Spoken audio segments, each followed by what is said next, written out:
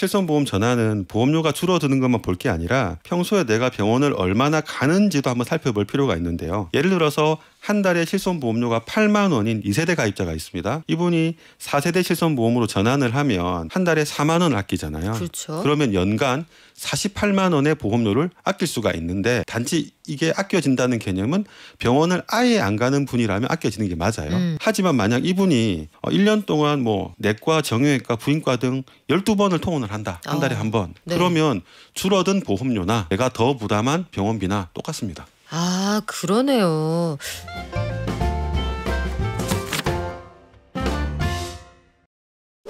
여러분, 지난해 기준으로 국내 실손보험 가입자가 무려 3,997만 명입니다. 우리나라 인구가 대략 5천만이니까 아기들 빼고 미성년자 빼고 가입할 사람은 거의 다 가입했다 이런 얘기인데 실손보험을 왜 제2의 국민건강보험이라고 하는지 아시겠죠?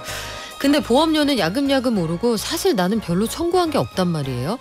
그리고 몇 세대로 계속 나오는데 갈아타는 게 맞는 건지 아닌 건지 모르겠습니다.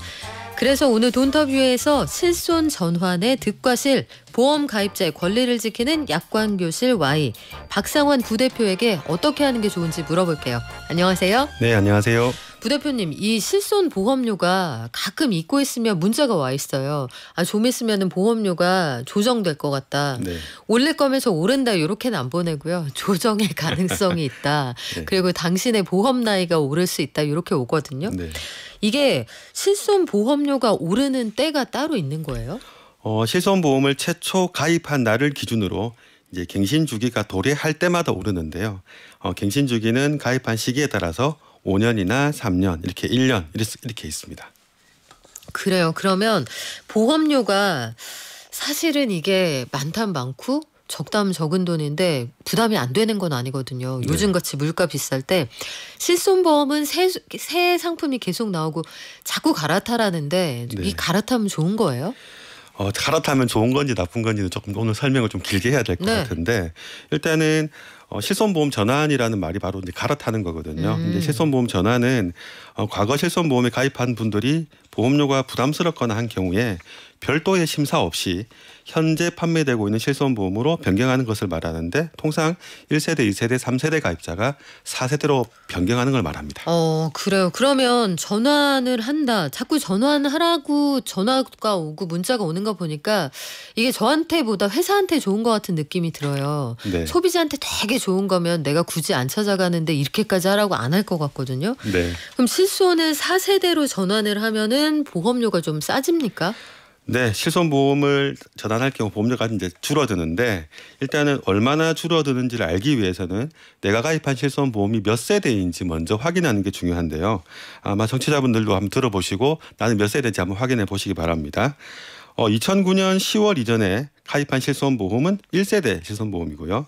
2009년 10월부터 2017년 3월까지 가입한 실손보험은 2세대, 그리고 2017년 4월부터 21년 6월까지 가입한 실손보험은 3세대, 그리고 21년 7월 이후에 가입한 실손보험은 4세대 실손보험이라고 합니다. 어렵다. 네. 네. 근데 얼마나 줄어드냐는 보험사마다 차이가 있지만 금융감독원의 발표에 따르면 1세대 실손보험 가입자가 4세대로 전환할 경우 통상 70% 정도 보험료가 줄어들고요. 2세대 실손보험 가입자가 4세대로 전환할 경우에는 한 50% 정도 줄어들고요. 그리고 3세대 실손보험 가입자가 4세대로 전환할 경우에는 한 10% 정도 줄어들기 때문에 현재 전체 실손보험 가입자 60%인 1세대와 2세대 가입자가 전환 고민을 하고 계시죠. 그러면은 보험료가 내려가는 건 분명한 것 같아요. 근데 제가 살아보니까 세상에 싸고 좋은 건 없거든요. 그리고 세상에 공짜가 없단 말입니다. 뭔가를 깎아준다 그러면 분명히 보장이 좀 줄어들 거라는 생각이 드는데 편견인가요? 정확한 말씀이십니다. 예, 보험료가 줄어드는 만큼 실손보험의 보장이 안 좋아지는 게 있는데요. 이런 실손보험 전환 시 단점은 두 가지로 나누어서 생각해 볼 필요가 있습니다. 첫 번째는 실손보험 전환할 경우 약관이 바뀌기 때문에 보장하지 않는 치료가 늘어나는 단점이 있고요. 두 번째는 병원 치료를 받을 경우 실손보험 가입자가 부담하는 병원비가 늘어나는 단점이 있습니다. 이렇게 두 가지로 나누어 생각해야 실손보험 전환이 나에게 유리한지 불리한지 좀 더 쉽게 결정할 수 있을 것 같습니다.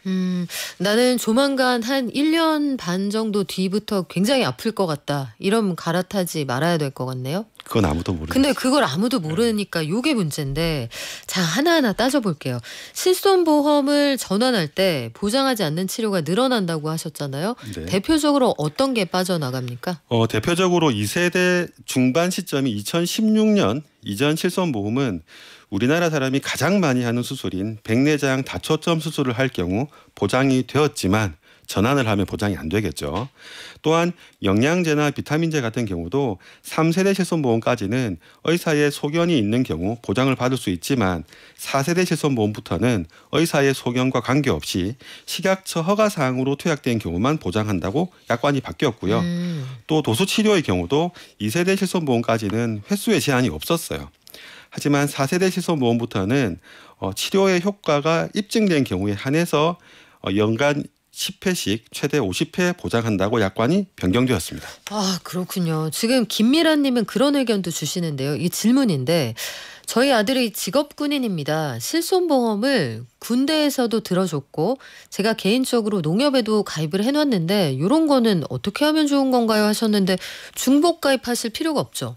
맞습니다. 현재 아마 작년에 발표된 걸로 아는데 실손보험을 가입하신 분이 군에 갈 경우에 본인이 가입한 실손보험을 중지할 수 있는 제도가 생겼습니다.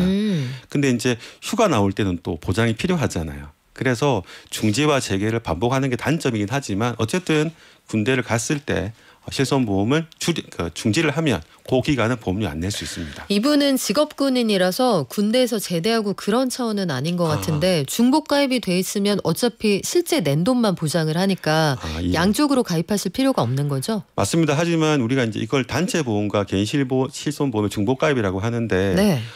단체 보험으로 가입하거나 개인 실비를 중복 가입하면 중복 보장이 안 돼요. 하지만 단체 보험 실비의 한도가 작은 게 단점이에요. 그래서 현재 일반 개인 실비는 한도가 5천인데 단체 실비는 보통 1,000인 경우가 많거든요. 그래요. 그래서 단체 실비의 한도를 확인해 보시고 한도가 뭐 좀 높다면 그냥 개인 실비는 중지하시면 되고 만약에 한도가 작다면 같이 가져가는 게 방법이라 생각됩니다. 실손은 아마 해지하실 때 거의 받아가시는 돈이 없을 텐데 요거 네. 꼭 알아보시고 불필요하게 가입 안 하시는 게 좋지 않을까 방금 싶어요. 말씀드린 거는 이제 네. 군인인 경우에 그러니까 군인이나 어떤 직장인이 단체 보험이랑 중복 가입되잖아요. 그렇죠. 요거는 개인을 중지하고 나중에 퇴사를 하거나 전역을 했을 때 그 중지한 실비를 다시 재개할 수 있다. 이렇게 정리해 드릴게요. 그렇죠. 이게 만약에 그럼 완전히 해약을 하신다고 치면 돌려받으실 수 있는 돈이 있습니까? 없습니다. 그렇죠. 해약하시면 안 되죠. 그래서 중지하시면 됩니다. 그래요. 자, 4세대 실손보험으로 전환을 할 경우에 아까 말씀하신 그 백내장, 영양제, 도수치료 이런 거 치료 보장받기 힘들어진다고 하셨는데 그러면 이런 치료가 필요하실 가능성이 큰 상대적인 고령층은 실손 전환하는 걸 좀 진지하게 생각을 해보셔야겠네요. 맞습니다. 하지만 문제는 뭐냐 하면 이런 치료들에 대해서 그러면 예전 가입자 1세대, 2세대 가입자는 잘 보장해 주냐? 또 그건 아니거든요. 아, 그래요? 네. 예를 들면 2016년 이전에 가입한 그 실손보험의 경우는 백내장 다초점 수술 시 보장이 되어야 하지만 현재 대부분의 보험사는 백내장 다초점 수술을 보장하지 않거나 통원 한도로 보장하고 있고 또한 도수치료, 영양제, 비타민제 또한 보장받기가 힘든 상황입니다. 약관이 그 사이에 바뀌었다는 건데 바꾸고 알려주잖아요. 엄청 두꺼운 그 깨 같은 글씨로 파일로 오는데 솔직히 어르신들이 그거 다운받아서 언제 하나하나 읽어보시나 싶어요. 근데 약관이 변경되기 전에 나는 가입을 했단 말이에요. 그럼 보험사하고 약속이잖아요. 네. 그러면 그때 가입한 가입자는 약관이 바뀌었든 말든 난 그 시점에 가입했는데 보장해줘야 맞는 거 아니에요? 맞습니다. 약관을 기준으로 보면 정확한 말씀이신데요. 하지만 일부 병의원 또는 실손보험 가입자들이 실손보험을 활용해서 백내장이 없는데도 백내장이 있는 것으로 꾸며서 노안 치료를 한다든지 백내장이 없는데 그냥 생눈을 수술해도 됩니까? 그래서 한때 별명이 생내장 수술이었습니다. 아이고야. 그러면은 부작용도 있을 텐데요. 그렇죠. 네. 어쨌든 뭐 백내장 수술뿐만 아니라 영양제, 비타민제를 미용 목적으로 맞는다든지 또는 도수 치료를 마사지처럼 활용하는 등 실손보험금 누수가 워낙 심각하다 보니 금융감독원은 2022년 4월 보험 사기 예방 모범 규준이라는 행정 지도를 개정 공고하면서 이제는 약관이 기준이 아니라 일정한 조건을 갖추어야만 앞서 말씀드린 백내장 등의 보험금을 받을 수 있게 되어버렸어요. 또한 며칠 전 언론 보도에 따르면 대통령 직속 의료개혁 특별위원회는 다음 달 발표할 실손보험제도 개선 방안에 혼합진료 금지를 포함하는 것으로 가닥을 잡았다고 발표했거든요. 이렇게 되면 1세대, 2세대 실손보험도 예전만큼 보장을 받긴 쉽지 않을 거라 생각됩니다. 근데 혼합진료 금지라는 게 실손보험의 보험사 입장에서의 개선과 어떻게 연결이 되나요? 혼합진료는 급여 치료와 비급여 치료를 같이 병행하는 치료를 말하는데요. 예를 들면 건강보험 적용이 되는 물리치료를 처방하면서 비급여 치료인 도수치료를 함께 혼합하거나 백내장 수술 시 비급여 다초점 렌즈를 함께 치료하는 등 경증이면서 과잉 청구한 항목의 혼합진료를 건강보험공단이나 보험회사가 보험금을 지급하지 않도록 한다는 건데요. 중요한 건 여기에 1세대, 2세대 실손보험도 함께 적용할 거라고 보도되었습니다. 그러면 물리치료 받으려면 물리치료만 하든지 도수하려면 도수만 하든지 그런데 도수는 보장을 안 해주는 보험이 점점 늘어나고 있다. 이런 말씀인데 근데 정부가 실손보험 제도를 고친다고 할 때마다 사실 가입자 입장에서는 내가 꼭 그 매일매일 병원 가는 사람이 아니더라도 이게 맞나? 점점 보장이 줄어드는 게 맞나? 이거 좀 섭섭하기도 하거든요. 네, 맞습니다. 그러다 보니 실손보험 전환 시 첫 번째 단점인 보장하지 않는 치료가 늘어나는 부분은 이제 크게 의미가 없습니다. 가입한 시기 아니 어차피 다 안 해주니까. 안 해주니까 네. 맞습니다. 결국 이제 실손보험 전환 시 두 번째 단점인 병원 치료를 받을 경우 실손보험 가입자가 부담하는 병원비가 늘어난다는 단점만 남아 있습니다. 그러면 1, 2세대에 가입을 해서 내가 오랫동안 유지하고 있는 게 보장성이 강화되기 때문이라고 나는 믿고 있는데 실제로는 그때에 준해서 충분히 보장하지 않을 수도 있다. 네. 그러면은 우리가 좀 생각을 해봐야 될 것 같은데 실손보험을 만약에 갈아타요. 그때 실손보험 가입자가 부담하는 병원비는 과거하고 새 보험으로 갈아탔을 때하고 얼마나 달라집니까? 입원과 통원을 구분해서 생각해 봐야 되는데요. 먼저 입원의 경우 1세대 가입자는 병원비의 100%를 보장받을 수 있지만 2세대 가입자는 통상 90%를 보장받을 수 있고요. 3세대 가입자부터는 급여 치료와 비급여 치료를 구분해서 급여는 90%, 비급여는 80%, 4세대 가입자라면 급여 치료는 80%, 비급여 치료는 70%를 보장해 줍니다. 그러면은 뭐 물론 질환이나 그 중증도에 따라 다르기는 하겠지만 이게 보장하는 그 수준이 차이가 많이 나는 거예요? 10% 정도 차이가 나는 이런 것들이? 만약에 5천만 원의 병원비가 발생했다고 보면 차이가 되게 많이 나는 거죠. 그러면 중증 질환, 뇌혈관 질환 이런 쪽으로 생각을 하면 금액 차이가 많이 나는 거고 네. 경증은 또 얘기가 달라지는 건데 통원 시에는 그러면 새 보험으로 갈아탔을 때 부담이 얼마나 늘어나나요? 아마 입원을 하시는 경우보다 통원하시는 경우가 훨씬 많을 것 같은데요. 통원 시 병원비가 일정 금액 이하면 보험금을 받을 수 없는데 이를 통원 공제 금액이라고 합니다. 1세대는 통원 시 5천 원을 공제합니다. 즉 지출한 병원비가 지출한 병원비에서 5천 원을 빼고 받을 수 있고요. 네. 그런데 2세대부터는 병원의 규모에 따라서 10,000원이나 2만 원을 공제하고요. 하지만 4세대는 통상 4만 원에서 5만 원을 공제합니다. 그러면 4만 원에서 5만 원을 공제한다고 하면 통원했을 때 큰 병원을 가셔도 1차 병원이라고 하나요? 제일 큰 병원을? 3차 병원? 3차 병원을 가셔도 통원했을 때 회당 4만 원, 5만 원 이상 공제하면 받을 수 있는 금액 거의 없을 것 같은데요? 맞습니다. 그래서 실손보험 전환은 보험료가 줄어드는 것만 볼 게 아니라 평소에 내가 병원을 얼마나 가는지도 한번 살펴볼 필요가 있는데요. 예를 들어서 한 달에 실손보험료가 8만 원인 2세대 가입자가 있습니다. 이분이 4세대 실손보험으로 전환을 하면 한 달에 4만 원 아끼잖아요. 그렇죠. 그러면 연간 48만 원의 보험료를 아낄 수가 있는데 단지 이게 아껴진다는 개념은 병원을 아예 안 가는 분이라면 아껴지는 게 맞아요. 하지만 만약 이분이 1년 동안 내과, 정형외과, 부인과 등 12번을 통원을 한다. 한 달에 한 번. 네. 그러면 줄어든 보험료나 내가 더 부담한 병원비나 똑같습니다. 아, 그러네요. 이거 아마 그 본인이 평소에 건강 상태가 어떤지 생각해 보시면 솔직히 말씀드려서 대부분의 아마 한 40대까지는 40대 후반이라고 해도 한 달에 한 번 병원 갈 일이 거의 없을 것 같거든요. 그럼 대부분의 건강하신 분들은 계산 좀 해보셔야겠네요. 맞습니다. 그래요. 그러면 이런 계산을 좀 쉽게 할 수 있는 도구나 사이트 이런 건 없을까요? 네, 있습니다. 현재 정부가 운영 중인 온라인 보험 슈퍼마켓 보험다모아라는 사이트가 있는데요. 이 사이트에서 실손보험 계약 전환 간편 계산기에 들어가서 내가 현재 실손보험료를 얼마를 내는지 또는 내가 현재 병원을 얼마나 다니는지를 입력하시면 좀 더 편하게 계산해 보실 수 있습니다. 그리고 이런 거 막 남이 엄청 계산해 준다고 그렇게 연락이 오잖아요. 보험을 다 모아서 저희가 비교 견적 내드릴게요. 왜 그럴까? 나랑 친한 사람도 아니고 나 모르는데 이게 누구한테 유리해서 제공되는 서비스인지는 항상 따져보셔야 됩니다. 근데 실손보험을 전환한다. 요거 보험료를 난 줄이는 게 낫겠어라고 만약에 판단을 하신다면 요때 또 어떤 걸 고려해 보시면 좋을까요? 4세대 실손보험 전환 시 보험료가 줄어드는 것 말고 또 다른 장점들이 몇 가지가 있습니다. 근데 그중에서 가장 큰 장점은 바로 장기 치료 시에 면책 기간이 없다는 겁니다. 면책 기간이 없다. 장기 치료에 면책이 필요한가? 이 말이 너무 어려운데 무슨 얘기예요? 예를 들어 어떤 분이 중풍 진단 이후에 후유장애가 남아서 대학병원, 종합병원, 요양병원을 오가며 몇 년간 입원 치료를 받았다고 가정을 했을 때 이렇게 동일 질병으로 오랜 기간 입원 치료를 받으면 1세대 실손보험은 대부분 1년간 보장해주고 180일은 보장하지 않고 다시 1년간 보장하고 180일을 보장하지 않고를 반복합니다. 중간에 보장 안 하는 휴지기가 길군요. 네, 맞습니다. 하지만 이제 2세대 실손보험 같은 경우에는 1년간 보장하고 90일간을 보장하지 않는데 이제 이렇게 보장하지 않는 기간을 면책 기간이라고 하거든요.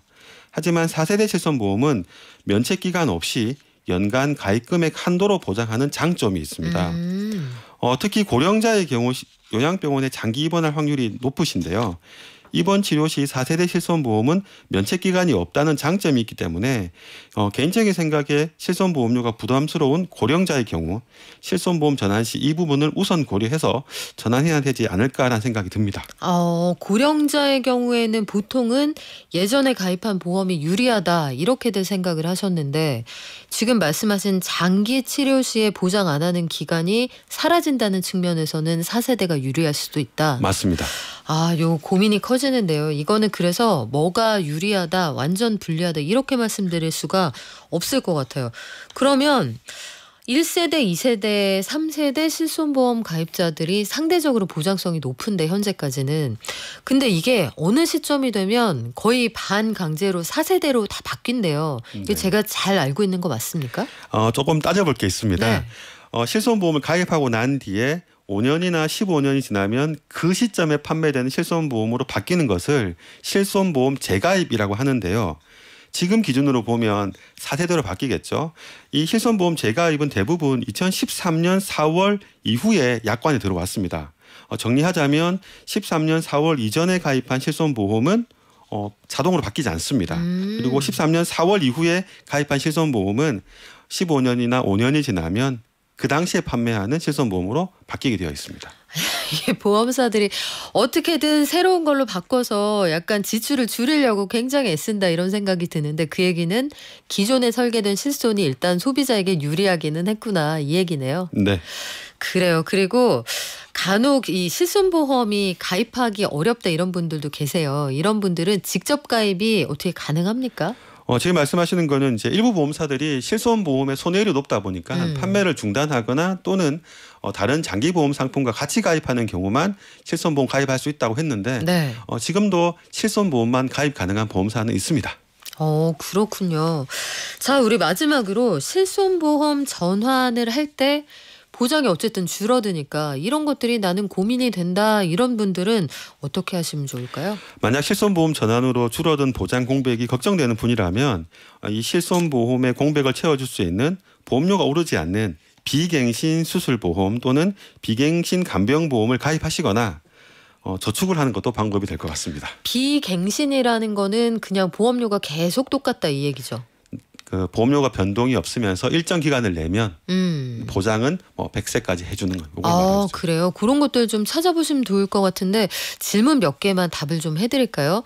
4세대로 저도 전환을 했는데 개인적으로 보험금 청구가 많으면 나중에 더 많이 오른다고도 합니다. 맞나요? 이하나 사령님이 물어보시거든요. 맞습니다. 4세대 실손보험의 특징 중에 하나가 원래 실손보험은 내가 청구를 많이 한다고 내 보험료가 올라가는 구조가 아니라 전체 평균이 올라갔는데 4세대부터는 비급여 병원비가 일정 금액을 초과해서 청구를 하면 그 다음에 내 보험료가 최대 4배까지 올라갑니다. 4배까지요? 네. 하혜련 님이 비슷한 의견 주시는데 제가 딱 요 비슷한 상황이다. 초반에 제가 월에 10,000원 초반대 내다가 점점 오르더니 이제 5만 원 육박하게 낸다.